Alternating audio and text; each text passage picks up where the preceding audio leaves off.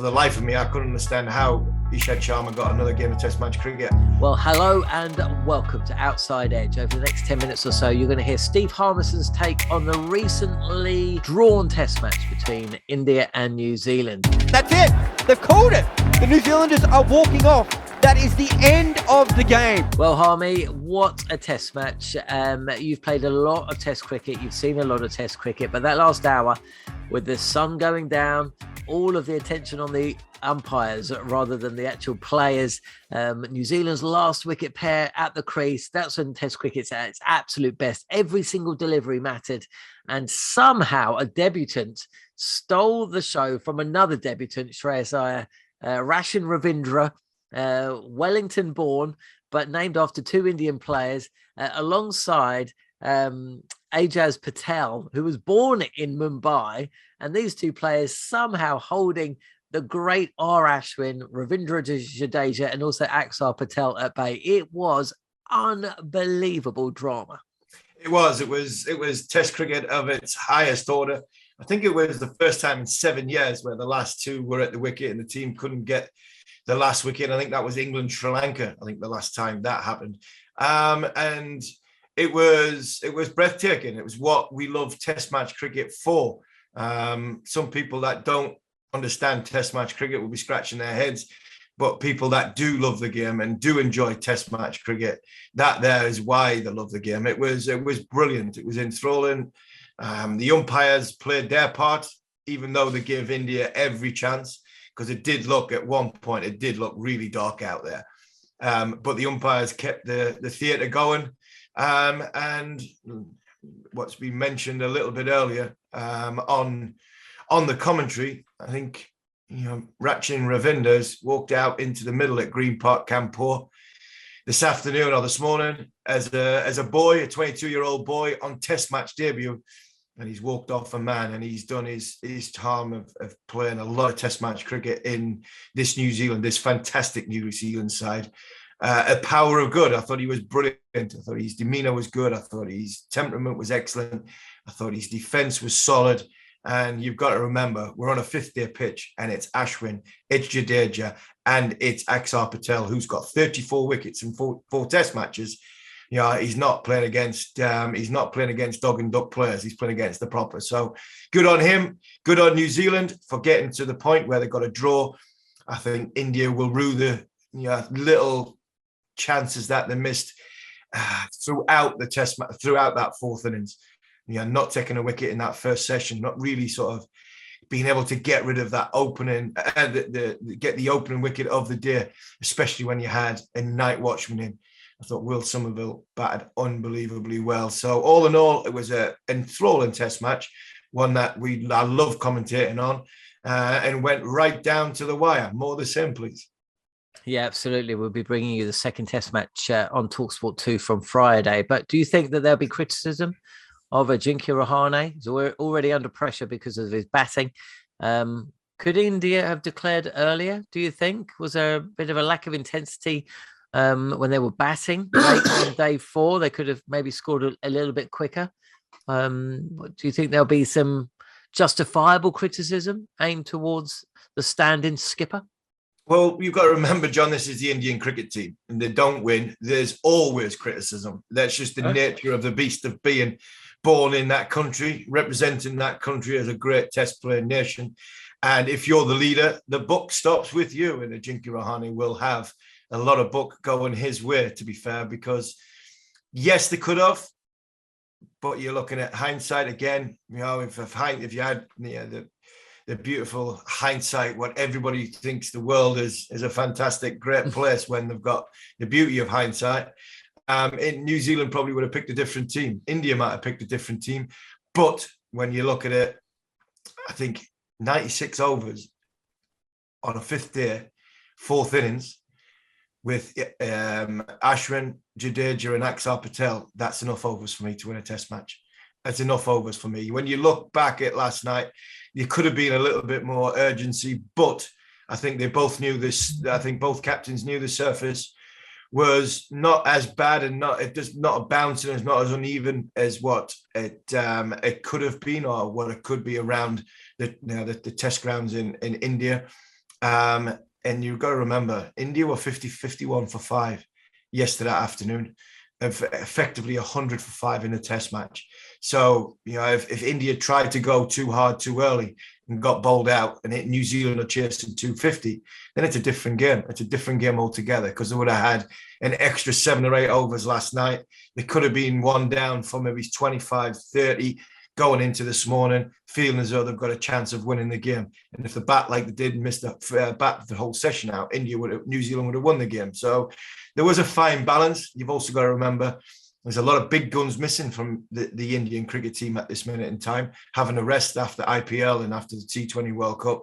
So there's some nervous players playing for their places, and also wanting to make sure that, when the axe comes down in the next few weeks and months, that they're not the one on the other side of it. So I think all in all, I think when it comes back to it, a long-winded answer as usual, 96 overs for me was more than enough to win a test match. They just fluffed their lines in the first session. Okay, well, let's look at India. Well, look, it was a debut to remember for Shreyas Iyer, but boy, has he set in wheels some motion that may seem, with the start of one career, the end of another. Second test match gets underway on Friday. Virat Kohli is back in the side. So, Iyer plays. Who makes way? I think they both make way. There's a lot of question marks on Ajinkya Rahane, Pujara. I think they both might make way. I think Surya Kumar Yadav plays in Mumbai for the Indians. For Mumbai Indians, he was brought into the squad as a replacement for KL Rahul. I personally, I think they both looked as though they were shot. They both walked off the field in that third innings as though they knew that this might be the last time they walk off the field for India. Pujara especially, 39 innings without 100 is a long time for a player to bat in the top 6 and still, warrant a place in this great Indian side. There's a lot of players missing at this moment in time, and you might just see another debutant come in, or another player that hasn't played a lot of international cricket come in for India. For me, if you're going to leave one out, I think they're both playing as badly as each other. I think you leave them both out, because you've definitely got to bring Virat Kohli back into the side. So the argument then would be who bats at number 3 if they do leave them both out. I think it'd be harsh just to leave Rahane out or Pujara out individually. I think it's time for India to make a change on both of them, and I think they would go. For me, both seamers were bang average in this, below par, and I thought they were poor in this test match. For the life of me, I couldn't understand how Ishant Sharma got another game of test match cricket off the back of what he did in England. So I was so surprised to see him not only in this squad, but get a nod ahead of Mohammad Siraj. So Siraj for me would come into the game instead of Ishant Sharma. And the 3 spinners bowled from it well enough. So they would be the only real changes from an India department. Okay, well, we're going to talk about the bowlers a little bit later in the show. But coming up now, the big surprise.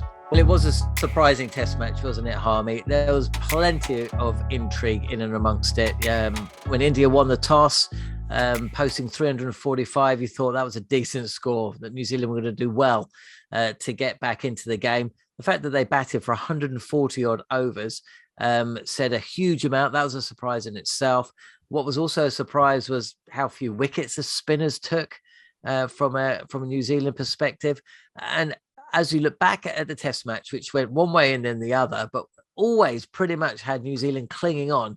Huge surprise they managed to do so after losing all those wickets in a heap late on day 5. But what about the bowlers? Because essentially Patel, Rashin Ravindra, and also Somerville were in the side for their bowling. They've actually won the test match with their batting. That in itself was a huge surprise. Shades of Jack Leach and Graham Onions. That's how that, as things stand, their greatest moments will be with the suit that they weren't in the side for. But there's going to be decisions made, because essentially you can't see New Zealand going in with those 3 spinners again. No, I can't. And I think what they've seen with the debutant Rachin Ravinder, I think he can you can do a job with the ball to hold an end up if need be. I thought Ijaz Patel he bowled good balls, but he didn't really put the batsman under constant pressure. He relieved the pressure by bowling a wide ball or a short ball, and there was a boundary every now and again. I didn't think you had to go and chase from an Indian batsman point of view. He'd go and chase and put pressure on Patel. I think he did that himself. Somerville, he bowled a decent line and he bowled a decent length, but he never really, for me, looked threatening with the ball. And like you said, Somerville's batted in the fourth innings, 110 balls at night watchman. And Ijaz Patel's batted 23 balls at the end of a game in a 10 over partnership for the 10th wicket to save the test match. And if New Zealand go on and win the second test match in the Wankhede Stadium, then all of a sudden the two guys that they've picked to play as spin bowlers as their natural game, they're going to have won the series for New Zealand because of the way they've batted. So there's going to have to be a change there for me. Wagner has to play, no doubt. See where Southee is in 3 days' time, because he had a little bit of a niggle. But Jameson and Southee bowled brilliantly. But for me, if you're going to change, I think the combination needs to change, and I think Ravinder will be good enough as a second spinner. And Wagner to come in and test the middle of the pitch, which he does very, very well for New Zealand. And he's very, very durable. He bowls long spells. He's a fit guy, and I think he'll upset the middle order of India with a lot of short balls. Okay, then. So looking ahead to that second test match, a sneak peek. How are we assessing how these teams match up then? Of course, the toss is going to be important, but the Wankhede Stadium in Mumbai does have a little bit more pace to it. Big crowd as well. Get about 100,000 in Eden Gardens. So Virat Kohli back as well. There's going to be a few elements, a few changes. You've already said you think Neil Wagner's going to come back. Could be some batting changes as well, but it's going to be an enthralling spectacle. Well, straight away, the atmosphere will change because the Wankhede Stadium is a red hot atmosphere. So, the people inside the ground, that first and foremost will change. So that straight away, some of the New Zealand players will probably not have experienced too much of the hostility is what is about to hit them. The game atmosphere will change because the Jack in the Box, he's back. The man that we all want to watch and we all want to see. Probably the greatest player of the modern generation, Virat Kohli, he's back, and he doesn't let games meander on. He'd have been apoplectic tonight with Nitin Mellon about the light meters and everything that's going with it. He'd have been unbearable, but in a good way. And it would have just added to the drama and added to the theatre. So that's what's going to come back, and it's going to hit New Zealand in the second test match. Never mind how good a batsman he is. So the atmosphere will change both off the field, and I think it will change on the field. You'll probably see a more in-your-face India towards New Zealand. And from a New Zealand point of view, they've got to try and use that to their advantage by letting India go with the emotion and just keep prodding, sort of poking it back and throwing them little punches back, and hopefully they'll get one chance in the game and they'll take it this time. Because I thought at 51 for 5 in this test match, effectively 100 for 5, I think if they had that third seamer, or they just grabbed the game by the scruff of the neck, then they might have gone on and won this test match, and then there would have been a huge amount of pressure going onto the Indian side, going into the Wankhede Stadium in Mumbai. Brilliant stuff, Army. We'll find out exactly what happens. Steve Harmison will be part of the commentary team on talkSPORT 2. The action getting underway at 4 a.m.